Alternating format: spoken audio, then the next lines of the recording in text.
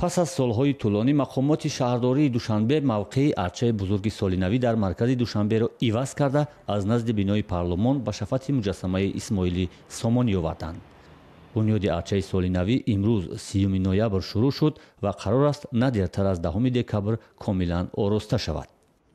فرقیت ارچه امسال از سال گذشته در آن است که اولا که ما حجم ارچه نسبت سال گذشته کلانتر شد، یعنی بلندی اون که سال گذشته 25 متر بود امسال 2 متر بلندتر شد 27 متر و از این سبب چون ارچه شون که میبینید از کنسترکسیون جمع شونده آهنی عبارت هستند و مساحت آن هم مساحت پایانی آن کم که زیاد می شود و از همین سبب امسال طبق اون انگاره طراحی شده که برای پیشواز سال نو ما آرایشات سال نو گرفتیم، ارچه از جای قبلیش که هر سال نصب میشد و جای دیگر گذارده شد، چون که اونجا با این حجم رای ماشین میبرند. بله، ارچه امسال اساسی سال نو با 1600 نوده‌های سوزنبرگ صنعی و 12000 بازیچه‌های آرایشی هر رنگه و چراغک‌ها ساخته می شود.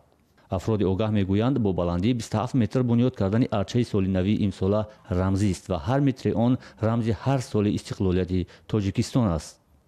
ساکنان انتخاب جای برای ارچه سالینوی امسال را موافق عنوان میکنند. سال گذشته بسیار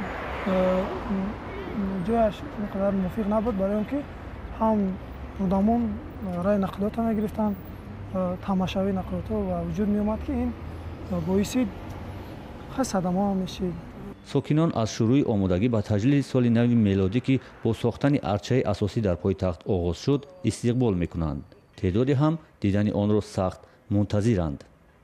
از تلویزیون میدیدم، این سال به صبرانه انتظارم که ارچه را بار اول از نزدیک ببینیم. این وابسته است چگونه آرایش یافتن ارچه سالینوی است، زیرا ارچه سالینوی همچون یک نشانه سال نو می باشد که به ارچه سالینوی این جشن سال نو را تصور کردن غیر امکان است. سال گذشته ارچه اساسی در میدان نزد پارلمان تاجیکستان با بلندی 25 متر بنیاد شده بود. تقریبا 10 سال قبل با مذهبی شوی با شدت جامعه تاجیکستان گذاشتن ارچه در منزل و میدان ها و تجلیل سال نو میلادی خیلی کمرنگ شده بود. اما به نظر می رسد که طی 2-3 سال اخیر شهامت تجلیل سال نو میلادی دوباره برمیگردد.